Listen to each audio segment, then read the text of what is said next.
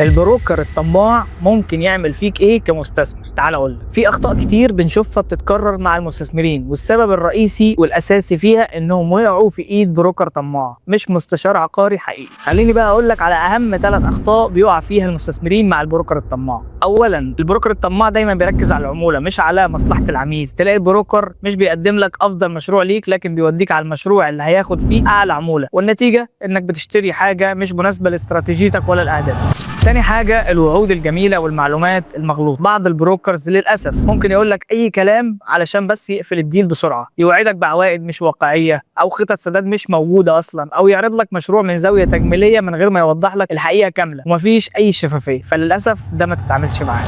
تالت حاجة، عدم وجود خطة استثمارية واضحة من البداية، لأن البروكر مش عايز يساعدك تحط رؤية واضحة، هو عايزك تشتري وخلاص، وبعدها تلاقي نفسك تايه مش عارف تبيع ولا عارف تأجر ولا عارف تعمل أي حاجة. علشان كده دايما بقول لك، لو البروكر مش مستشارك الحقيقي يبقى أنت بتخاطر بفلوسك وباستثمارك. لو محتاج حد يوجهك صح من أول لحظة ويكون عينيك موجودة هنا في دبي، استشارة العقارية لسه مجانية لحد دلوقتي لفترة محدودة. بعت رسالة وهنرسم الخطة سوا.